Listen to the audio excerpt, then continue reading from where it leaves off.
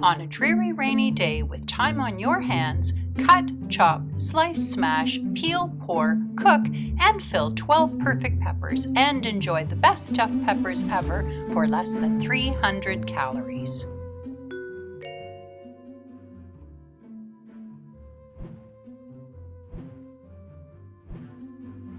Because making stuffed peppers takes a little more time and preparation than most recipes, a dark and dreary rainy day is the perfect time to make my stuffed peppers. I've gathered everything I'll need: 12 sweet bell peppers, 1 yellow onion, 3 small tomatoes, 1 pound of lean ground beef, spinach, tomato paste, feta cheese, lemon, ground rice, garlic, spice and salt, knives, and cutting board, and cooking equipment. I'm gathering all 12 sweet bell peppers in my extra large colander and transferring them to my sink for washing.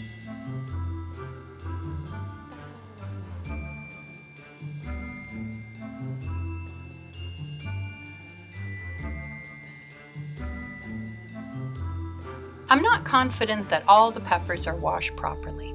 I'll tip the colander and pour all the peppers into my sink so that I can give the peppers at the bottom a thorough spray with water to remove any sand and soil.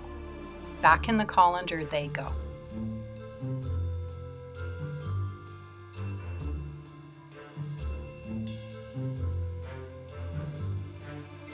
These peppers are not cooperating. My colander is not big enough for all 12 bell peppers. There we go, they're staying in place. While these washed peppers are drying, I'll prepare the filling. An open skillet and a small covered saucepan are required.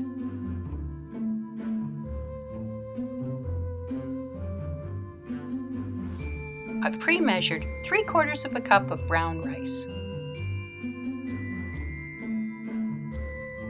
With a fine wire mesh strainer, I'll rinse the brown rice thoroughly with water and transfer the brown rice to my small saucepan.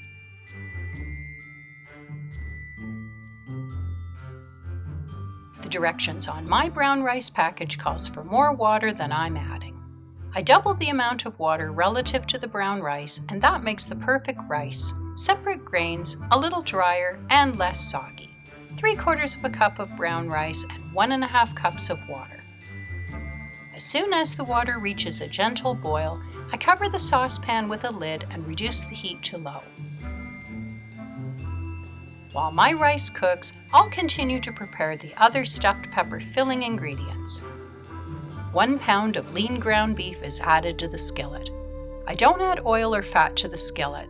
The fat from the beef will prevent the beef from sticking to the pan if the heat is not too high. I'm breaking up the ground beef with my wooden spoon as it begins to brown over medium heat so that it will become crumbly cooked beef rather than a thick, chunky mass. While the ground beef browns, I'll chop my onion, first cutting off the stem and root end, removing the onion skin, lining up the cut pieces, slicing through and giving it a rough chop, and then a final chop to dice the onion into smaller pieces. Time to check how the beef is coming along. It's browning up nicely, but I don't want the beef to cook into larger chunks. The edge of the wooden spoon breaks up the ground beef into smaller, crumbly bits, and the raw beef is turned towards the heat to cook through. Now that the beef is mostly browned, the chopped onion is added.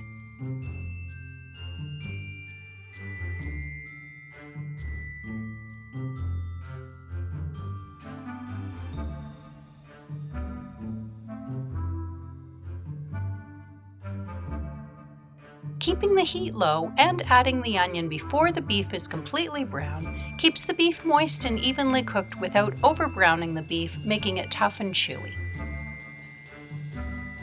While the onion softens and the beef finishes browning, I'll check to see how the rice is doing.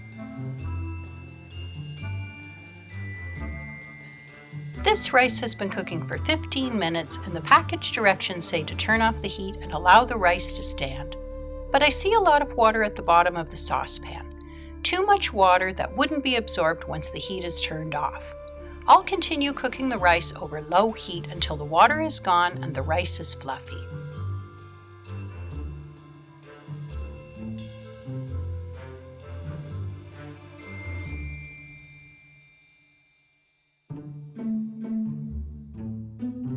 After clearing the prep space and discarding my onion skins into the compost, I'll cut the end of my garlic clove and remove 2 garlic sections, and with the flat side of my knife, I'll smash the garlic with my fist. Smashing the garlic makes the skin slip off easily and releases the garlic juice.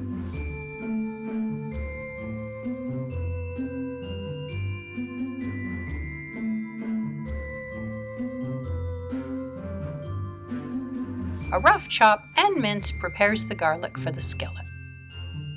After reducing the skillet heat to very low, the garlic is added.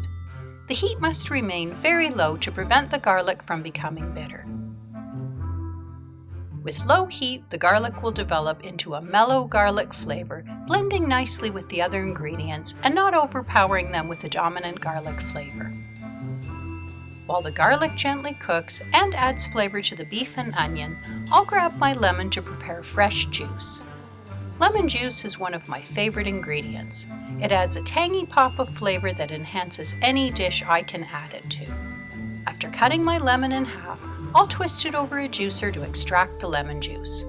This half lemon yields 1 ounce, equivalent to 2 tablespoons. Exactly what I'll need to add to my skillet. A quick stir, and this beef, onion, garlic, and lemon juice is coming along nicely. Next, the spice and salt.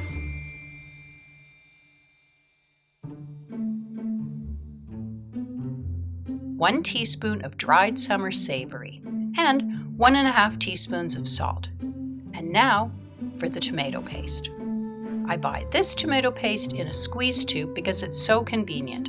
I use it as much as I need, and the rest is stored in my refrigerator for the next time I'll need it. Without measuring, I'll guess the correct amount.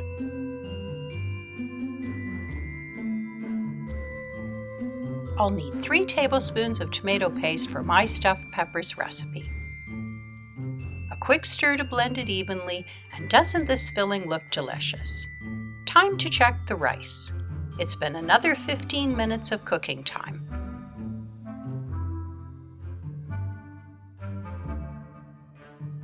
This brown rice looks perfect, fluffy with separate grains, not soggy and lumpy, and the water has been totally absorbed.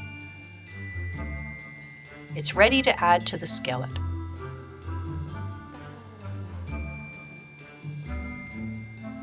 After stirring the brown rice into the beef mixture, it's time for the next filling ingredient, spinach.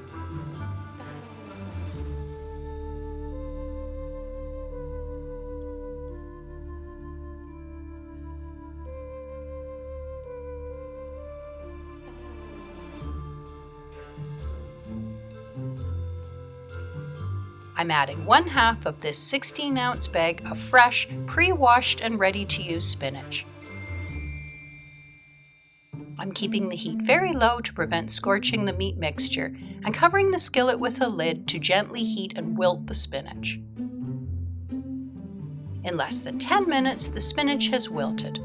Time to mix the wilted spinach into the rest of the skillet ingredients and cover with a lid to keep the filling ingredients moist. Now that the sweet bell peppers have dried, it's time to prepare them to be filled.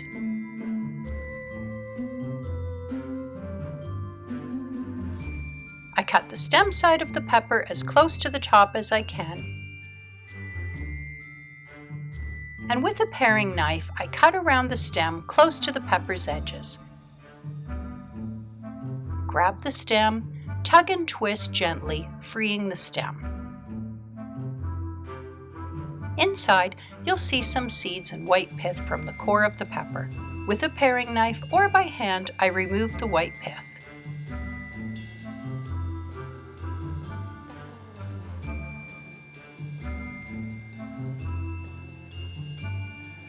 Turning the pepper upside down and tapping it onto the cutting board frees the final seeds or pith that are more challenging to remove by hand.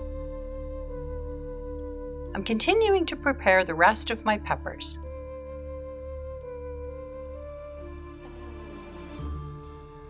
I'll collect the cut top pieces to use in another recipe. I don't want to waste any part of these beautiful farm fresh peppers. After cutting the top and removing the stem, I'm turning this pepper on its side to carve out the pith with the paring knife. When using a knife, this method is easier and safer. I've decided to grab a bowl for the discarded stem and seed parts. I'll continue preparing the peppers, dividing the pepper into the discarded waste bowl and the bowl with the fresh pepper pieces I'll use for another day. The hollowed out remaining peppers gather on an oven baking tray.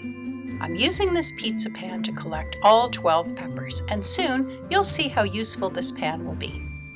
8 peppers left to prepare. Cut the top, pare, and remove stem and pith to the discard bowl.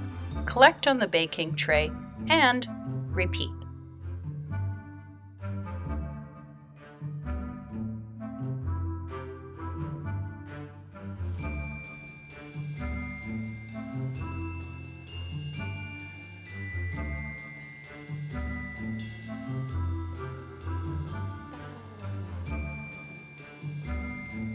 Until all 12 peppers are ready.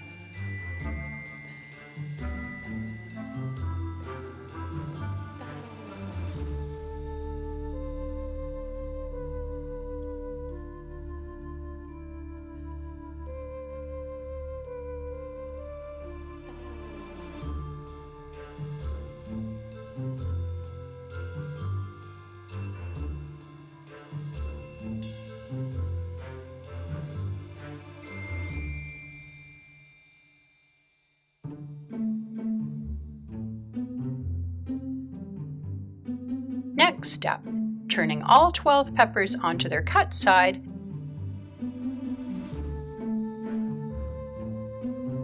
and into the oven they go.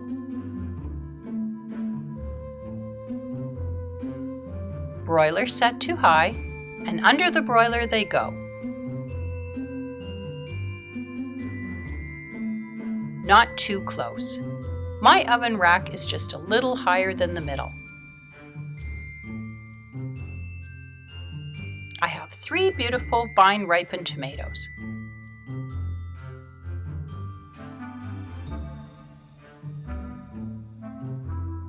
After removing the stem, I'll cut the tomato into sections and cut away the core to discard both core and seeds.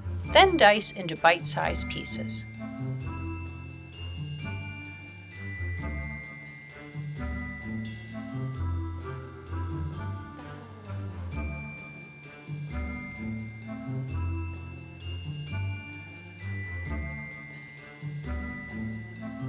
I'd better check those peppers under the broiler.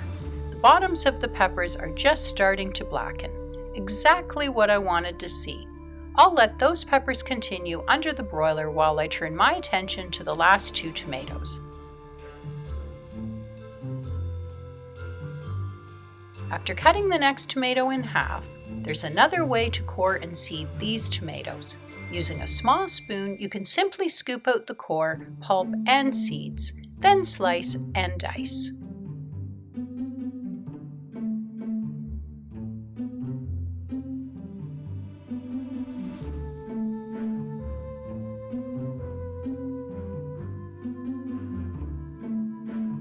And now that all 3 tomatoes have been cut, seeded, and collected in my bowl, they're ready to add to the skillet.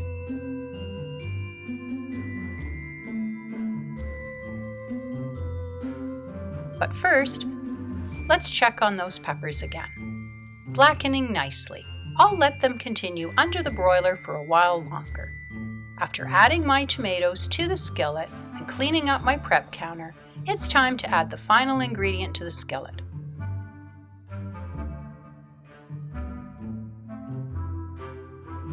One-quarter cup of crumbled goat's milk feta.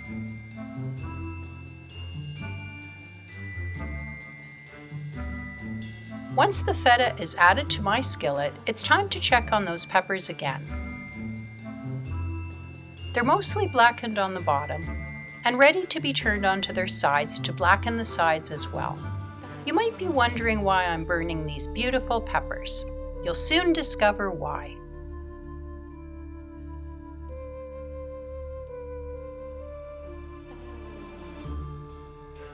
I've moved this rack up higher and a little closer to the broiler. I want to blacken them a little more quickly now that my attention is completely given over to my blackening peppers.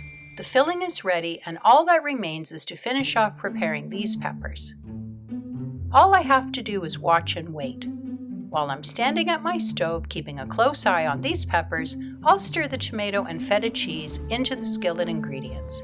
The warmth of the other skillet ingredients will warm up the tomato without cooking them and melt the feta cheese slightly. Covering the skillet keeps the filling warm. These peppers need a little more time. I must be patient. A few more minutes have passed, and it's time to turn the peppers for their final blackening.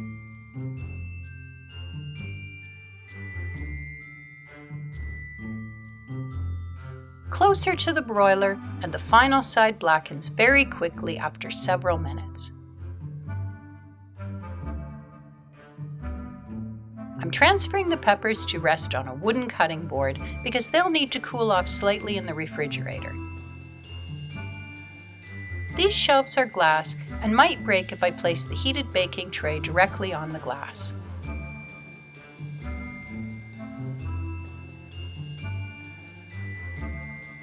After 5 to 10 minutes, the peppers are ready.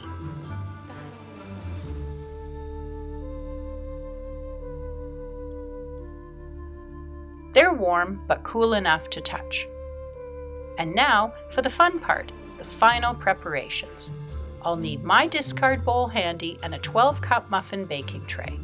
The blackened skin peels away easily. I try to remove all the skin, but if some remains, it gives the pepper a little color and character and goes unnoticed when presented on a plate. You'll notice that the bottom of the pepper has opened up. This won't be a problem with this stuffed pepper method. I simply place the pepper into the muffin cup, and the cup shape encourages the soft cooked pepper to take shape once again. See? The pepper folded in nicely and the open area has disappeared.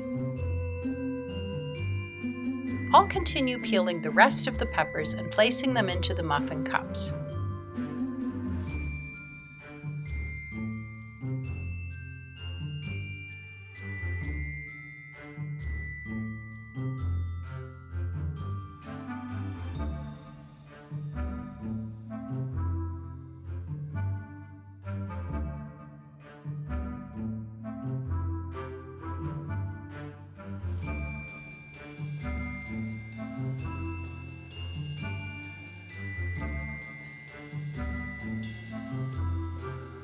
My last pepper fell completely apart while I peeled it.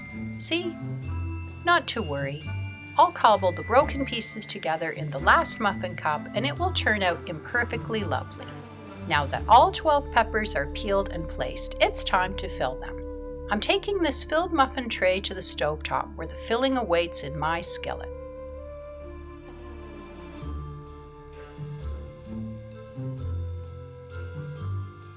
With a few heaping tablespoons to start for each pepper, I'll fill all 12.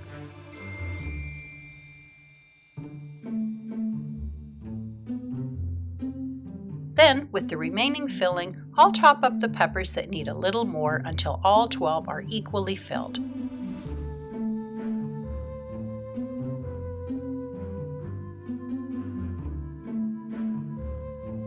Mozzarella cheese shredded on top is the final preparation just before serving.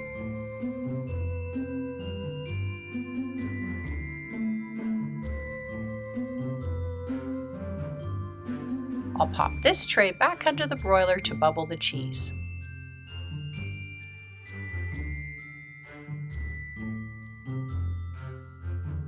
Within a minute or so, the cheese is bubbling. Time to take these delicious and gorgeous stuffed peppers out from under the broiler. They're ready to serve and share with my family.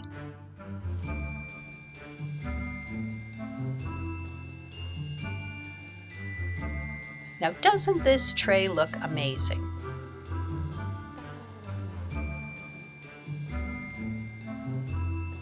After several hours of prepping and cooking, I'm hungry and ready to enjoy one of these stuffed peppers.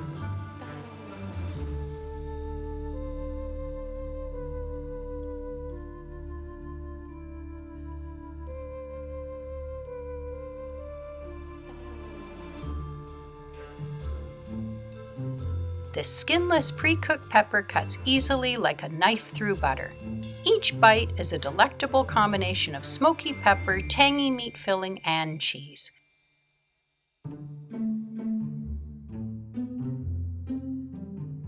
Enjoy!